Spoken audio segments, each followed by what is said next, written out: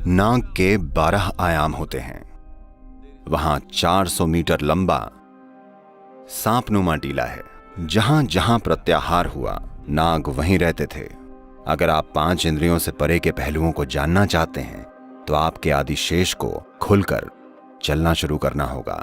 जहां 5 इंद्रियां फेल हो जाती हैं, वहीं से नाग का काम शुरू होता है।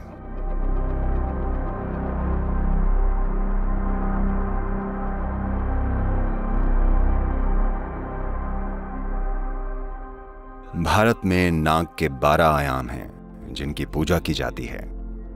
ये इस प्रकार हैं: अनंत, वासुकी, शेष, पद्म, कंबाला, कारकोटक, अश्वितारा, धृतराष्ट्र, संकपाल, कालिया, तक्षक, पिंगला। ये हैं वो 12 पहलू। ये 12 पहलू कैलेंडर के 12 पहलुओं से भी जुड़े हुए हैं।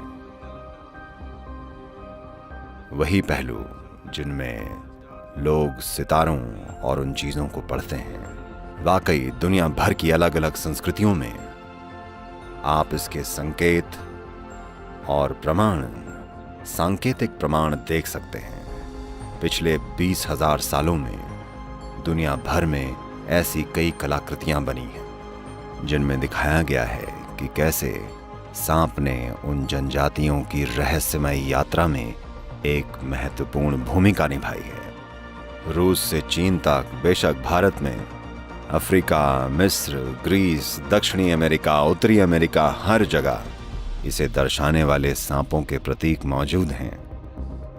और उत्तरी अमेरिका में हमने पाया कि ओहायो में 400 मीटर लंबा एक सांपनुमा टीला है। ये ओहायो में है, 400 मीटर लंबा, जो कि एक बहुत बड़ी खाई के नज़दीक है, जो या तो किसी छोटे तारे के टकराने या उनके हिसाब से ज़मीन से गैस फटने के कारण बना है। हमें नहीं पता कि वो कैसे बना, लेकिन एक 400 मीटर लंबा मिट्टी से बना एक नाग, एक टीला, एक सांपनुमा टीला। तो दुनिया भर में अलग अलग लोग इस नतीजे तक पहुंचे हैं। इसलिए नहीं कि संस्कृतियों ने दूरियां तय की हैं, हालांकि ऐसा भी हुआ है, पर वजह वो नहीं है कि ऐसा हुआ है। जिस भी जगह लोगों ने 5 इंद्रियों से परे कुछ समझा है, जहां भी लोगों ने ज्यादातर समय आंखें बंद करके बिताया है, यानी मूल रूप से प्रत्याहार किया है। प्रत्याहार यानी आपने इंद्रियों को खुद में समेट लिया है। जहां जहां प्रत्याहार हुआ है, जहां जहां इंद्रियों को खुद में समेट लिया गया, वहां वहां नाग रहते थे। वहां लोगों ने विकास की प्रक्रिया के उस शेष बचे हिस्से के आयाम के महत्व को पहचाना, जो विकास के साथ साथ हमारे अंदर बचा रह जाता है, और कैसे हम उसे सक्रिय कर सकते हैं, और कैसे ये हमें हमारी इंद्रियों की सीमाओं से परे ले जाकर हमारे विकास की एक प्रक्रिया बन सकता है। शिव के गले के चारों ओर जो सांप है, वो वासुकी कहलाता है। But the Vishnu's snake is referred to as Shesha.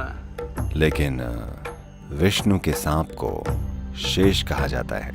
अगर आप ये ना जानते हो, आप में से वो लोग जिनको दक्षिण भारत की लोकल भाषाओं में शुरुआती स्कूली शिक्षा मिली है, अगर आपने ये पढ़ा है, मुझे नहीं पता कि तमिल में क्या शब्द है, पर तेलुगु और कन्नड़ में अगर आप मैथमेटिक्स सीख रहे हो, शेष यानी रिमाइंडर। मैथमेटिक्स में ये एक सामान्य चीज है, शेष। तो उसी शब्द को यहां प्रयोग में लाया गया है, यानी शेष, क्योंकि ये सांप या यही नाग उस चीज का प्रतीक है जो हमेशा शेष रह जाता है। जब एक सृष्टि समाप्त हो जाती है, तब कुछ चीजें रह जाती हैं, या एक खास मूलभूत पहलू रह जाता है जो एक बार फिर से दूसरी सृष्टि में अंकुरित होता है। तो ये वही शेष है जिस पर विष्णु विश्राम करते हैं। यानी जब वो विश्राम कर रहे हैं, जब पालन पोषण के लिए कोई सृष्टि नहीं है, तब वो शेष पर विश्राम कर रहे हैं। वो जो बचा रह गया है, आदि शेष नाग, खुलता है और समय आगे बढ़ता है। यही इसकी पौराणिक कथा है। इसका मतलब है ये पिछली सृष्टि का जो बचा हुआ हिस्सा है, वो जो बचा रहता है, और जब वो उठ खड़ा होता है तो उसे आदिशेष कहते हैं, क्योंकि वो सबसे पुराना शेष है जो बचा हुआ है। और उठ खड़े होने का मतलब है एक नए ब्रह्मांड की रचना होने को है। तो ये जीवन का एक बहुत गहरा पहलू है जिसे प्रतीकों की मदद से व्यक्त किया गया है। तो आज नागर पंचमी या नाग पंचमी है, जो कि इन चीज़ों का प्रतीक है। श्रावण के महीने के 5वें दिन ये वही दिन है जो कि उन लोगों के लिए बहुत महत्वपूर्ण है जो अपनी भौतिकता के परे, अपनी इंद्रियों से परे अपने जीवन को भेद कर जानना चाहते हैं।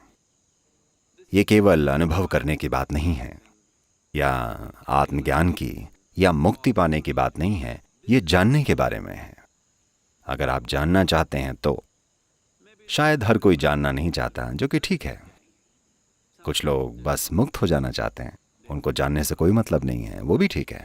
पर वो जो जानना चाहते हैं, उनके लिए उनके अंदर विकास की प्रक्रिया का ये शेष रहने वाला पहलू बहुत बहुत महत्वपूर्ण है। नहीं तो ये वाकई काम नहीं करता, चाहे आप सांपों के प्रतीक को समझें या न समझें। लेकिन आपको उस आयाम में जान डालनी पड़ेगी। Your Adishesha has to begin to uncoil and move. आपके आदिशेष को खुलकर चलना होगा। अगर आप 5 इंद्रियों से परे के पहलुओं को जानना चाहते हैं, वो पहलू जो भौतिक प्रकृति से परे हैं, नाग उस आयाम को दर्शाता है जिसका बोध इंद्रियों द्वारा नहीं किया जा सकता। यही कारण है कि योग संस्कृति में नागों पर सबसे ज्यादा ध्यान दिया जाता था। देखिए, आदि योगी अपने गले में एक नाग को धारण किया करते हैं, क्योंकि ये आपके उस पहलू को दर्शाता है जहां आप किसी चीज को समझ पाते हैं जबकि आपकी इंद्रियां नहीं समझ पाती। जहां 5 इंद्रियां फेल हो जाती हैं, वहां नाग का काम शुरू होता है।